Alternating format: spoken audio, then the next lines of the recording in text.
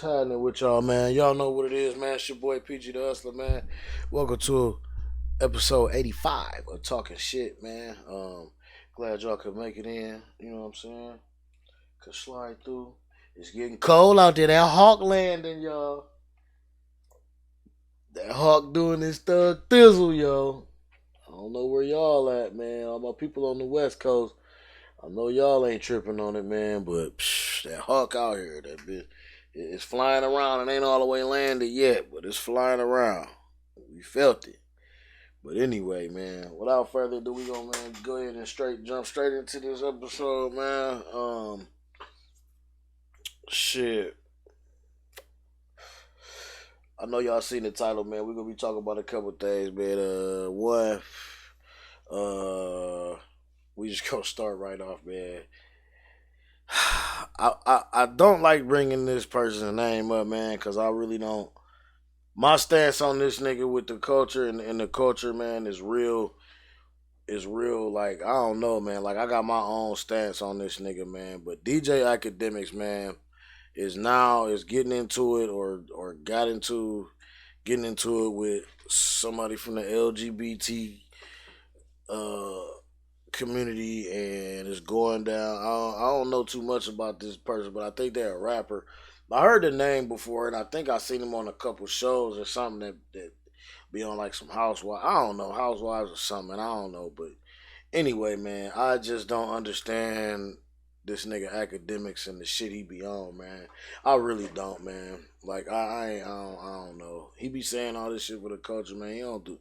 To me, he don't do shit for the culture, bro. Like I don't know, man. But y'all be the judge, man. Y'all let me know. Put that shit down in the comments. We gonna check this shit out, though. Let's see what's cracking. Salute to all the parents out there. Some of y'all waking up, you're tired. You took the kids trick or treating. Like I said, all the candy and all that good stuff. We could go. We don't need to hear all that shit. On that, but I guess we'll just go right here. Everybody know, man, I'm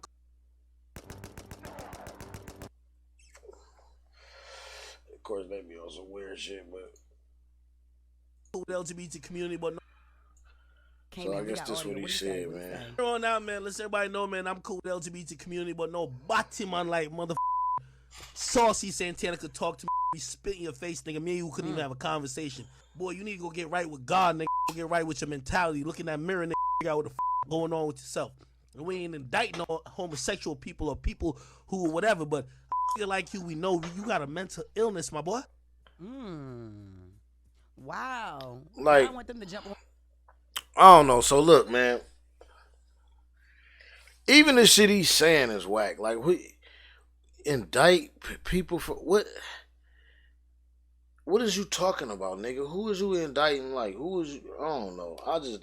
This nigga goofy, man. This nigga goofy as hell. On his head, So, because what happened? All right, I anyway, don't know. my bad. When Saucy caught wind of what Academics And I had think- to say, he hopped on his social media to And I talk think back this and is out. what Let's just say, let's just listen. this shit.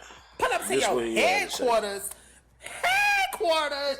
I want to pull to the motherfucking headquarters. I want to meet you in the club. I want to meet you in the field. I want to meet you in the streets. That's what the want to do. And after I beat you, I'm going to you on your ass because you a bitch ass. Let's get it. What? Let me tell you something. You all never. Oh my gosh, that.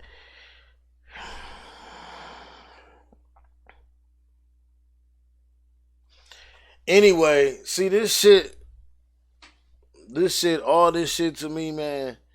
All this shit, goofy shit to me, man. If you ask me, dog, like this shit, that shit just goofy as fuck. Like, I honestly think that shit publicity or clout or whatever everybody motherfuckers be saying now. Like, why would you say that shit to some? I don't like. Anyway, man, moving the fuck on, man. We about to see what's going on this next. Like I said, man, me, and in my position, my thoughts on DJ Academics, man. Honestly, I ain't with the shit he be doing for the like all of this, like that right there, just starting up this mess. Even his fucking, it wasn't even a response. It was something to evidently it was something that the city girls were saying, or they had an interview or something like that. I'm not finna go all the way deep into that bullshit, but they had an interview. He didn't like what they said. He said something. He took it upon himself to go and say something about this to this Saucy Santana person or whatever. And like like I said, man, that shit just fucking corny. Like, you ain't even gotta say shit. If somebody don't like you, just say that. Just take that shit. It ain't even a man. What they say, man. What you eat don't make me shit, man. Like, it don't matter what a motherfucker think about you, man. You know what I'm saying? Keep doing your shit. Like, you shouldn't even. Like, he focuses on this negative shit. So why wouldn't he start up some negative bullshit? Like, you know what I'm saying? He always focuses on. I never hear him come on here or talk about anything positive with anybody. Like how motherfuckers be building schools or how motherfuckers be buying turkeys for the hood. I don't give a fuck what. Talk about something. Talk about anything positive. But that's what he chooses to talk about. Is that bullshit, and that's what he chooses to do. Is that. Like I said, to me, that shit just corny. It's better shit to talk about than that. You know what I'm saying? There's a lot of shit going on. Real shit. Like this shit right here, man. Moving on. All right, Chief Lee Burkaw here. This morning, it's tragic what happened here. That families have to wake up and see on the news what happened here tonight. And what is Yubor? Think about the families involved. What the hell is Yubor? Yubor. And our hearts go out to them. That sound like, hey man, your boy. Complicated scene. What we know at this point is it was a disturbance or a fight between two groups. And where is that at? In this fight between two groups, we had hundreds of innocent people involved that were in the way. And unfortunately, as a result of that, we've had 2 that have passed away and 18 in the hospital with injuries. And again, our hearts go out to the families. 18 people? And hearing about this and knowing or being related to somebody that was involved in this. Man, what was you niggas So what doing? we're asking is we're asking anybody that was out there that has video, and we know that there are some out there because we've seen them on social media. Anybody that has video of this, to please report it to us. Call our non-emergency line at 231-6130. I'm sorry, officer. We need that what's your video. name? Burkaw, nigga? Because Burkaw, nigga, is they ain't finna call completely you. unacceptable. And like every other case with our detectives and our officers and our partners that work together, we're going to hold those accountable and we're going to bring them to justice. But we need the cooperation of the community for that. And that is our ask. Those 18 other people were in the hospital, were they all shot or was it like injuries from fighting? Again, it's a very complex scene. We're working through that, but we know that we have 18 in the hospital and we're right now providing assistance for them. We have victim advocates out there that are working with them. Any other shooters or people arrested? So I have one that have turned himself in that's involved in it. Oh, and shit. detectives are interviewing him now. Oh, he's snitching. Is this gang related? At this point, it's early in the investigation, so that'll be part of our investigation. They're not finna tell you if it's gang related. Do you know idea how many shooters there were? Was it just one? Or? Not to the end. Again, we're working through it, but there's at least 2 at this point. Do you know what sparked the fight or the altercation between the 2 groups? We know there was a disturbance or issue between the 2 groups, but what that is going to be part of our investigation. What was that number again? 813-231-6130. Groups of 20 people like that. Well, groups of 20 or more, like that's a lot. Anything you could tell us about the victims? Again, we're working through that. The tragedy is that we have two deceased and up to 18 other victims. And I just ask that everybody look at the victims and realize what happened here and know that it's unacceptable. And if there's any motivation for somebody to provide us a tip, let that be the motivation. We need to hold those accountable that were involved. Do we know the ages of the victims? Again, we're working through all that right now. We're working to get them identified and the ages. If you could give any message to their families, what would it be? That we care. The police department is a caring police department in the community. This is one of the greatest communities, the city of Tampa. Any other agencies that come here and see that is the caring and community relation that we have, and that's what's going to solve this crime, is a community coming together. I know you have officers all over the place. What was the response time? Officers were already on scene when this happened, and fortunately they were not injured. And explain, there was a lot of people here tonight, right? There was like a pub crawl going on? Ybor night on a Saturday night. It's 3 o'clock, the bar's let out. There's hundreds in the street. What time did the incident happen? Just before 3 a.m. Wow. And there's at least one shooter still at large? Again, we're working through that right now. Do you know if these folks were just roaming the streets when they bumped into each other and had their altercation? Or did they come out of a bar or something? It's part of the investigation, whether they came from a bar or whether they were just on the street. That'll be part of the investigation. And it happened on the street, not inside a place? From what we know now, it happened in the street. All right? Anything else? Thank you, guys. Thank you. Thank you. Another update when we have it. Thank you. Thank you. Wow.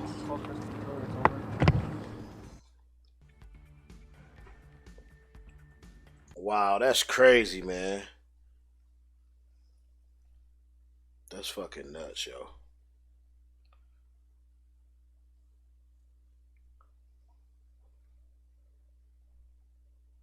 Terrorism Moving here on. in the U.S., warning today that the terrorism threat has hit a, quote, whole other level, with this Israel-Hamas war only intensifying. And tonight, a horrific scene after an Israeli airstrike hit a refugee camp in Gaza, one of the most densely populated areas in the Gaza Strip. Israel tonight taking responsibility for the airstrike, saying they took out a top Hamas commander, a planner of the October 7th terror attack in Israel. But tonight, the Israeli military is being pressed on the Palestinian civilians killed in this strike. Tonight, amidst the rubble, the search for survivors and the bodies of the dead. Dozens are now feared dead, and they are searching for children who might have survived this. Hamas releasing its own video tonight showing what it says are militants fighting with Israeli troops in northern Gaza. And tonight, inside Gaza, the American families trapped. Just today, U.S. Secretary of State Antony Blinken saying there are more than 400 Americans and their families being blocked by Hamas from leaving Gaza. Those U.S. citizens in Gaza tonight with a message for President Biden, help them get out. ABC's chief foreign correspondent Ian Pannell leading us off tonight from Israel. Tonight, a devastating Israeli airstrike on the largest refugee camp in Gaza. The health ministry that's run by Hamas says at least 52 people killed. Residents clawing through this huge bomb crater in Jabalia, pulling out survivors, some children coated in dust and debris. Shell-shocked residents looking on in horror, overcome with anguish. This man claiming the body of a child is inside the bag he's holding. And at a nearby hospital, scenes of chaos. Doctors treating victims on the floor, saying they received hundreds of patients, many injured, many dead.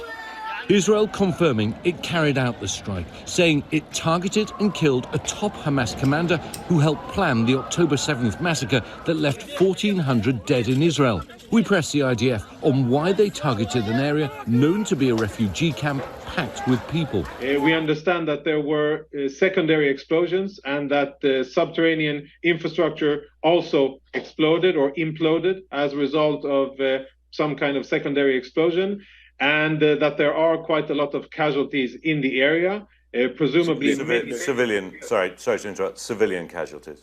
At this stage, I can't confirm that. I assess that is the case. The IDF accuses Hamas of using the population as human shields, building its tunnels below civilian sites. So is your message to the civilians left in northern Gaza that if you don't leave, there's a significant chance you could be killed? We have said this for almost 2 weeks. This is an area of main combat operations. If you stay, you are actively endangering yourself. You should do the smart thing. Do not become the human shield that Hamas wants to use you for and evacuate south to a safer area. But Israel has bombed southern Gaza too. Israel says its troops are now fighting face-to-face in the west of Jabalia, 3 miles into Gaza, and for the first time since the ground incursion began, reporting 2 of its soldiers have been killed. We were just a couple of miles from the fighting today. We're hearing the sound of Israeli artillery outgoing into Gaza. There's another one there and another one. They're saying now that they're pushing deeper and deeper into Gaza itself. And tonight, the US saying roughly 1,000 Americans and their family members remain stuck in Gaza, claiming Hamas is blocking their exit at the Rafah crossing into Egypt. Lena Baseso from Utah is trapped with her family, seen here trying to sleep with hands covering their ears. She's pleading with President Biden to help get them out. We're stuck here in Gaza, feeling abandoned. It is quite scary beyond words. It's horrifying here. Of course, we cannot forget the hundreds of U.S. citizens still trying to get out of Gaza. And Ian Panel back with us tonight. Ian, I know you're also learning more about the hostages, of course, still being held by Hamas, more than 200 of them, including Americans. This shit is crazy, man. Yeah, that's right. In fact, the Israelis today upped the number to 240. Hamas saying that it's going to release foreign national hostages, quotes, within a few days. No more details, but we do know that negotiations Okay, so my have whole been thing continuing is, despite the fighting. And the Pentagon now saying that while it's only seen press reports about that strike on Jabalia, that civilian safety should be taken Israel, into man, account. is really It's on both a, some quote, shit, moral man. Like, and a strategic obligation. David? Our chief foreign correspondent, Ian Panel, leading us off here tonight. Ian, thank you. Hi, everyone. George Stephanopoulos here. Listen, Thanks for... man. Listen. I don't get how Israel think that they can do what the fuck they doing and, like,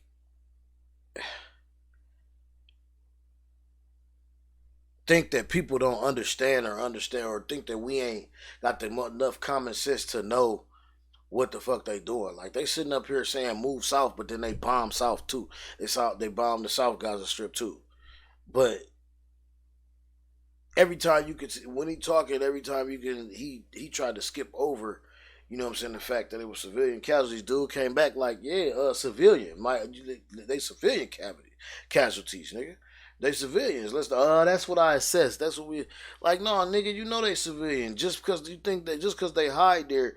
My thing is, why don't y'all have somebody special? Why don't y'all have Israeli special forces that can go in there and go get this nigga?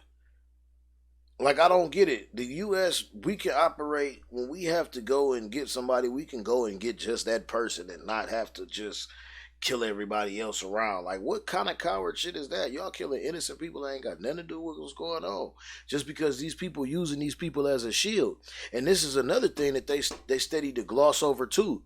Hamas is using these people as a shield. It's not like, and I'm not on Israel's side or nothing, man. Don't get me wrong. Like, but it's not like they just firing into the shit without warning. They got a tip that they there, but like, how good is that tip? Like, that's what I'm saying. Like, I'm not understanding how they don't have no kind of special forces that can go in there and take out the people that they looking for. It's not hard to find somebody that they looking for in this day and age with the technology that they got.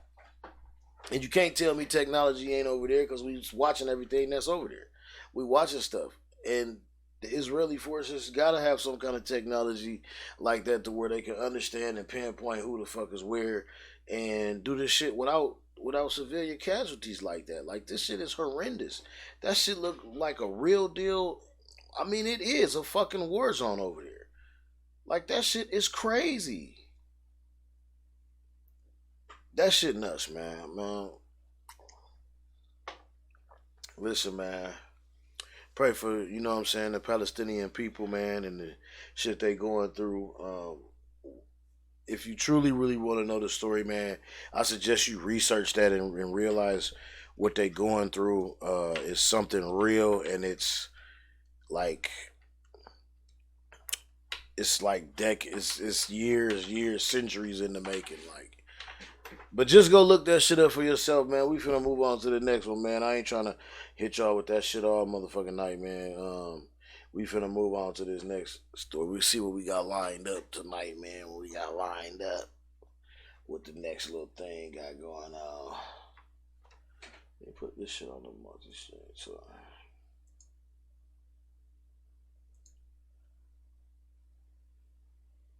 Thank you so much for joining me on Up Front. Thank you, Mark. In the midst of Israel's relentless attacks on Gaza, numerous black activists in the U.S. have expressed their solidarity with Palestinians, and they've called once again for an end to the occupation. 50, 75 years.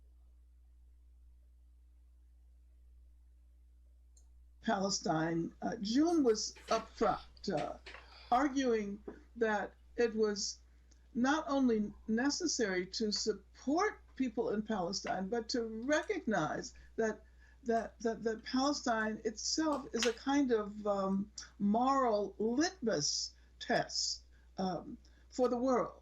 Yeah. Of course, Nelson Mandela said that South Africa would not be free until Palestine is free. So Palestine occupies a very central place in the political imagination of the last 50, 75 years. A lot of people, when they hear the word solidarity, they think sameness. But the conditions between black folk and Palestinians, the conditions are different in certain ways. How much of the solidarity movement hinges on us having the exact same oppressive conditions, and how much of it is about the broader systems of power that put us where we are? How do we, because I think a lot of people say, well, my life isn't like a Palestinian, and Palestinians say, well, I don't have to deal with those things over there. How do you tease that out?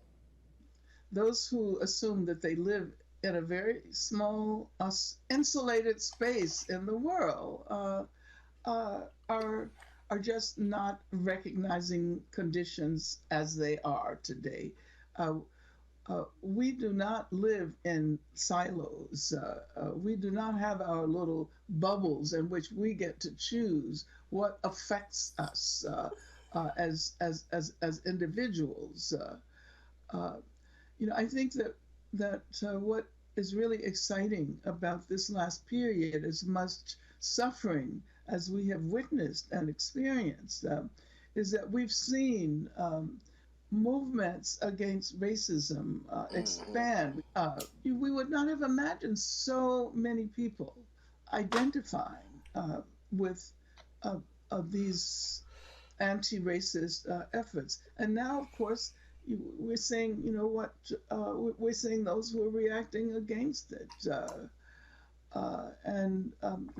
Those who don't want to see us move forward in our understanding of the way in which racism in the U.S. is very much connected to apartheid in South Africa, which is very much connected to apartheid in Israel. So yeah, this is a question that can't be answered abstractly. I think it's a question that has to play out in the course of the practice of solidarity. One of the things that's come up in that practice of solidarity is conversations about the role of policing as well. For years, there have been exchange programs that bring together police, ICE, border control, FBI, all from the United States, along with soldiers, police, and border agents from Israel to share tactics on quote-unquote counterterrorism. Both the U.S. and Israel have been accused of repressive policing, of racial profiling, and they continue to sort of deepen their ties toward developing a kind of shared security model. When you see those relationships, what can we learn from that? Well, those relationships that link the militarization of the police in the U.S. and other countries to the leadership of Israel, the IDF, and which is trained police forces all over the country. It becomes clear. So I look, think I want that y'all all to. these issues are intertwined. I want y'all to really research let's remember what they that, talking about, what she talking about. Like I know it's a long, a long drawn out what's her name, but really look at what she talking about and look at the similarities, because let's not forget all that shit. Like, we can go geographical, if I'm not mistaken. Like, all that shit is over there in Africa. You know what I'm saying? So they just trying to make the connection between us, which, I mean, I get it. But I really don't think us personally need connection, especially us that are empathetic to what they got going on over there and really know the truth. I don't think that you know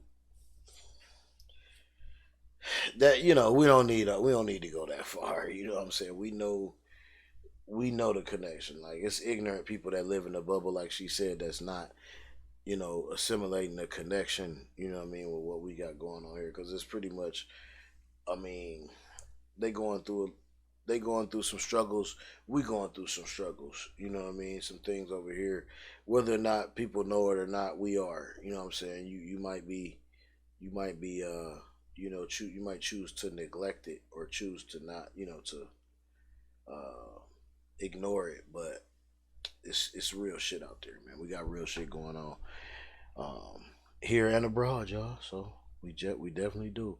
But research that shit, man, and especially before people before y'all get to talking about it or picking sides or saying, hey, they doing this because doing that, like, cause I ain't really got no side of it. I do know the history of what Palestine got going on and what they doing to them people, man, and I don't like at all what Israel is doing. And I don't mean to say I don't have a side as in saying disrespect. I'm just saying I don't have a side as because I mean, although our shit and what we got going on is kind of similar, like, I'm really more focusing, on I gotta keep my mind set on what we got going on here, and we raising young boys and young men and young women out here, and we gotta focus on that. You know what I mean? And that's kind of where the focus be. So I don't really have time to worry about that, and I don't want to say it in a bad way or a negative way. I don't want anybody to take that shit from it. You know what I mean? I hope you don't. If you do, that's just what you wanted to do. But hey, I feel for him over there, man. Hey, I feel for him. So anyway, man, moving on, man.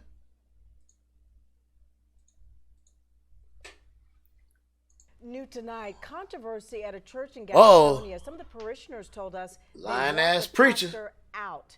They hit a dead end, so they even called police. Now they're taking the pastor to court. The Channel 9's Gaston County reporter Ken Lemon is lying live ass preacher, man. Calvary Baptist Church. And Ken, you spoke to people on both sides of this issue. Not Mount Calvary. Yeah, and one of those trustees that I spoke to, 65 years old, he says he was raised here in this church. He has no intentions on leaving, but he says the pastor refuses to go, even though members voted him out. Oh, sleep. Mount Calvary's website features a picture of Pastor Damon Rowson leading what he calls a Mount Calvary experience. But it's been a Mount Calvary nightmare. Seeking to remove the pastor, Mason was part of the board that approved the pastor about a year ago. He says he sees his hire differently now. I'm 65 years old, and I've never met a man like this. Mason told me several members and the pastor disagreed early on. He said in April, members voted 39-10 to remove Pastor Rowson, but the pastor refused to leave. He tried to put me out of the church. He tried to put other people out of the church. And that's when both sides started calling police to Sunday service. There were police coming to the church every Sunday for about 2 months. The pastor got his legal team to send a cease and desist letter to Mason. It says the Yo. meeting where members reportedly voted to remove the pastor was neither properly scheduled nor conducted in accordance with established protocols. This The is Gaston County hilarious, Missionary yo. Baptist Association stepped in as a mediator. Their committee investigated and sided with the pastor, but they can't enforce their ruling. It is a complete mess. Now Mason and other trustees want a jury to decide whether the pastor can remain in the pulpit. The majority of the church would like to see him removed.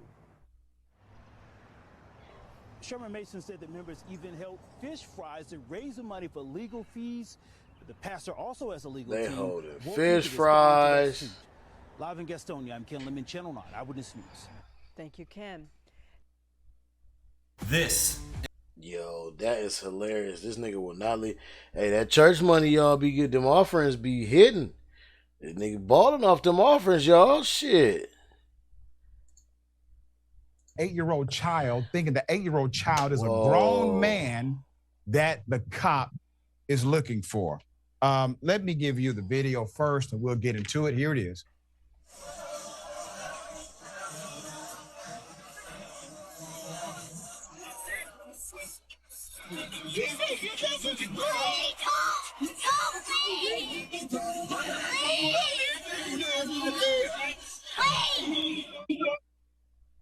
Pulls out a weapon on an 8-year-old. Put up the picture. You see that small child wearing a football jersey. Wow. Well, the cop thought this was a man, a suspect. Shanice Stewart, pregnant California mother, says her 8-year-old son is traumatized after Sacramento police officers held them at gunpoint after mistaking the 8-year-old child for a teenage suspect wanted on 2 felonies. Keep that picture up. Does that look like a teenager to you? Of course not. And the cop is supposed to be a detective. He's supposed to be an investigator. Supposedly, this investigator thought this was a teenager. Stewart is now demanding the department issue her family an apology Fuck that. for their show of force toward her child. Let me give you details of what happened. Officers from the Sacramento Police Department pulled over Miss Stewart and her son, Brandon, while they were on their way to a football practice. This was October 17th at about 5 p.m. As soon as she was stopped, officers pulled out their firearm. Quote, I looked in the rearview mirror, and that's when I noticed the police officers had their guns out, Stewart said to KCRA. They had them aimed towards the car. So I listened to their instructions to toss my keys out of the window, open my door with my left hand, and get out slowly with my hands in the air. She added, I just followed instructions. Now remember, during this time, this is the time that's likely the most dangerous, because if one cop says, oh, I thought they were reaching for a weapon, and they start shooting and kill both, well, guess what? According to the Supreme Court, they get to go home. It's a subjective standard for police officers, as long as they say they felt their lives were in jeopardy. They can be wrong. Rest in peace, Jalen Walker. It is not objective for them. It is subjective for them. That's exactly There's what more. happened to While Jalen. they were detained, now remember the insanity here, they still proceeded with detaining clearly a baby, 8 years of age. While they were detained, the officers informed her, that her son, they suspected of being involved in various criminal activity. Stewart was taken aback as more law enforcement agents arriving in at least 3 additional cars. And then they brought in the helicopter for the 8-year-old. Okay, they brought in the helicopter, joined the officers that initially stopped her. Put up the picture again. This shit's so weak, man. Okay. Why do we need a helicopter? They're detained. You've detained a child going to football That's just practice. so fucking corny, man. You have backup. You have guns drawn. All of a sudden, a helicopter comes to the scene, and not one of you, You need to get all these let's scary just ass say police officers geniuses, off the motherfucking realize force, man. this is a freaking 8-year-old baby. Dumbasses. Every single one of you. All right. Put up his other pictures. Yeah. They thought he was grown damn near, okay? Really, my 8-year-old baby fits the description of the suspect you're looking for? She told KCRA she was thinking, it just didn't make sense to me, she said. She posted on Facebook the police thought her son was a drug dealer. Yes, going to football practice. My goodness, man. In an 8-year-old body. And they also believe that this drug dealing 8-year-old going to football practice child engaged in home invasions in addition to selling narcotics. What? This is all a true story, ladies and gentlemen. This is what the police believed about this 8-year-old child. According to Stewart, who was also 9 months pregnant, during the stop, her son started to shout. Why was he shouting? He was worried about his mother. He wasn't worried about himself. He was worried about his mom. And asked the officers not to take his mother away. In the post, she said she feared for her son's life because the police insisted he fit the description of the suspect. The son also was afraid for the mother's life. He can be heard in the video screaming to his mother, please don't leave. Please wait. So the police eventually admitted officers made a mistake releasing this official statement. They read in part. Here it is. From a distance, officers observed a juvenile who they believed to be a wanted suspect. All windows on the sides and back of the vehicle were heavily tinted. Based on the information regarding firearm history, a high-risk stop was initiated. They realized the juvenile in the vehicle was not the wanted suspect. And at that point, the high-risk stop was ended. We must acknowledge that in this instance, a mistake was made. Our officers provided an explanation to the mother and her son. Our department has been in contact with the mother since the incident. We recognize the impact that police interactions can have on our community members. Y'all steady letting these motherfuckers do this. I hope there's a lawyer involved somewhere here. Definitely. Because the emotional distress created in this situation, and then their explanation, well, it was high risk. It was a high risk arrest or high risk whatever. It was still high risk when they detained them. Clearly, one of your guys can see this is an 8-year-old kid. Clearly, they said this is a child. This person is 8 years old. Nobody removed the handcuffs or stopped the insanity at that point. So let's put up the chief. Buck stops with Kathy Lester. Per People, the department said investigation into the incident is underway. All right? Don't hold your breath. Stewart told KCRA she can't shake the feeling of being worried and scared, saying her son could be experiencing even more trauma. What kid wants to live in fear of a police officer possibly stopping him in the future and doing something to him? Right. Is this how they deal with young children, young men, minorities? Per CNN, she's seeking a therapist for her son who has been unable to talk about the incident. She also wants the department to pay for the counseling and intends to file a complaint against them. My encouragement, ma'am, please find an attorney. Please find an attorney quickly, okay? The emotional distress, the fact that he can't talk about it, it doesn't mean he's dealing with it. It means your child is not dealing with it. And it is residing in his subconscious mind. The subconscious mind is a great protector to our conscious thought. So the subconscious mind has stored it to protect them.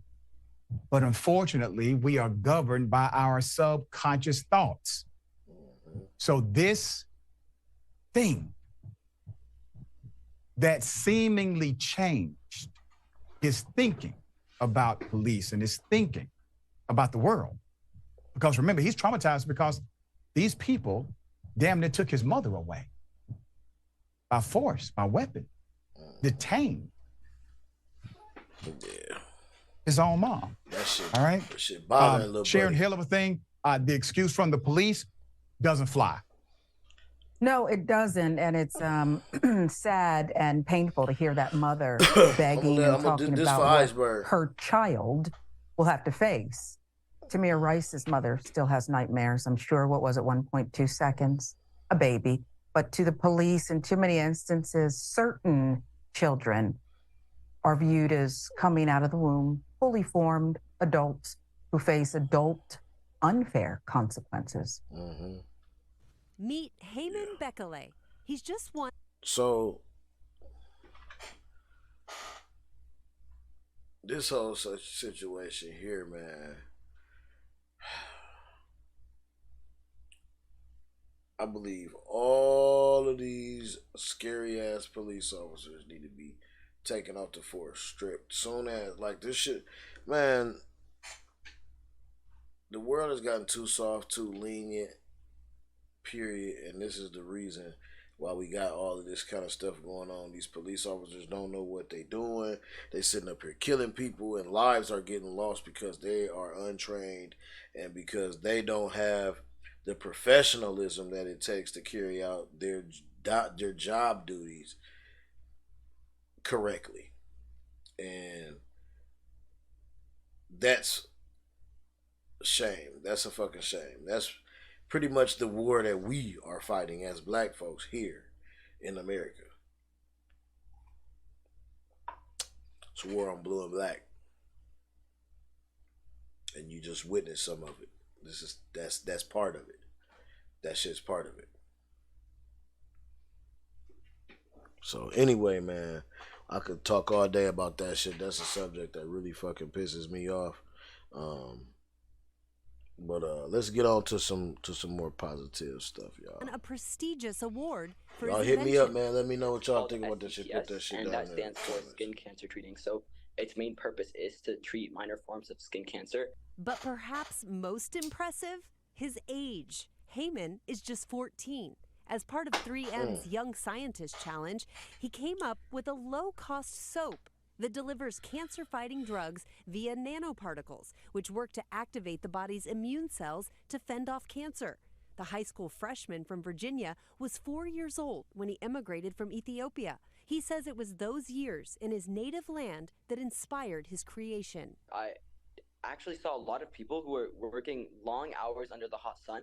People work really long hours in the sun, and there is no awareness or any sort of information being shared around about how dangerous sun exposure really is. So then when they do end up developing issues like skin cancers, it's really just incredibly difficult for them to be able to afford the affordable cures. And the best part of Heyman soap is just how affordable it is. It only costs as low as $8.50 in comparison to modern day skin cancer treatments, which the average price of skin cancer treatment is almost $40,000. His soap won him that 3M challenge, and he's been awarded $25,000, which he plans to use on helping secure a patent for the soap and to help pay for college. He's got big plans for the future. So by 2028, I actually hope to turn this bar of soap into a non-profit organization where I can provide equitable and accessible skin cancer treatment to as many people as possible. This That's will change a lot of fucking lives. dope. Heyman is looking to That's human testing fucking on the soap and then dope. eventually get FDA My dog. Hi, everyone. George Stephanopoulos here. Now that's what's up, man. I like that shit, man. Put it back on Heyman, man. That's what's up, man. My dog done created the skin cancer treatment joint. That's cool, man. We need more people like this, man. We need more youngsters like this, man. 14 years old, man. Hats off to that young man, man. Man, that's just beautiful, man. So, man, we had a cool little easy show today, man. Little things going on, man. I'm sure it's more, man. It's a couple things going on. Matter of fact, it's one thing I do want to talk about. I want to bring up before we get up out of here. Let me see if I can find this right here, man. Just because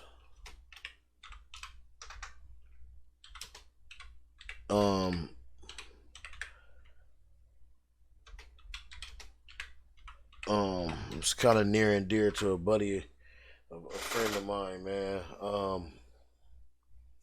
I don't think anything is on here.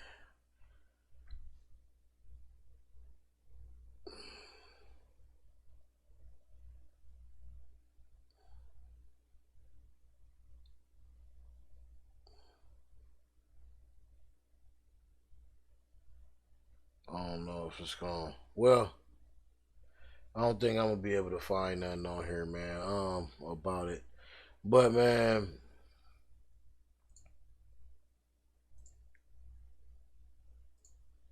I just want to say it was a shooting at Legends nightclub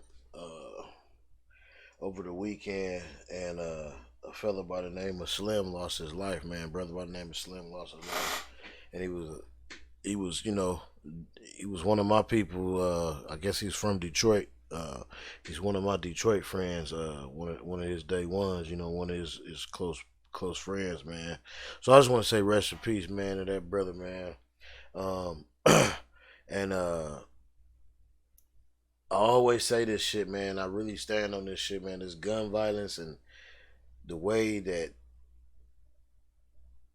niggas are just shooting, and I don't even think he was targeted. From what the story I was told, I don't believe he was targeted. It was just some random act, like the people who was trying to get in the club couldn't get in the club, and they was mad, and they came back and shot the club up, and he just happened to be at the door, wrong place, wrong time. And that's sad. Like, that's fucking tragic. Like, you know, he's a young black man, business owner, man. He's just trying to do. He probably just trying to hang out on the weekend. You know, just trying to hang out, and then lost his life. Like, just because somebody want to be cool or mad because they couldn't get in the club. Like, that's maybe that wasn't the club for you right there. You weren't supposed to be there right then and there, man. Like, that's weak, man. I just think this shit need to stop, man. And we don't know. Like, I don't know if y'all got some suggestions, man. I mean, for real, what we need to do to get this shit, you know, to these youngsters, man, to these people, like, I don't know what we need to do to break this cycle. What we need to do to break this mentality that they have that this gun violence is cool. That shooting some shit make you tough. That shooting some shit make you, you know, make you real. Like that make you real dumb. Honestly, you know what I'm saying. That's the only thing it does. You know what I mean? Like, why can't it be more of our young brothers like this, man? Like, you know, want to be doctors, lawyers, inventors, and stuff like that. I mean, I don't know. Like, where have we gone, man? You know what I'm saying? I know I try to instill the right things in my children. You know what I'm saying? And but I do know, and just from the experiences that my children have had, that everybody's not doing the same thing with their children. So, man, all I want to leave y'all with tonight, man, is please take them kids under y'all wing, man. Like we always tell y'all, man, spread some love. Tell somebody you love them. You know what I mean? Check on your peoples. You know what I mean? And just, you know, just keep that positive shit going, man. Keep that positivity flowing, man. We need that shit, y'all. Man, we heading into some tough times right now. We heading into some tough times, like right now, for real, man. So, we need all the positivity we can get, and we need to stick together, man, for real. And that's no fucking joke, y'all. All right, I'm gonna leave y'all with that tonight, man. And appreciate y'all coming through, man. Peace.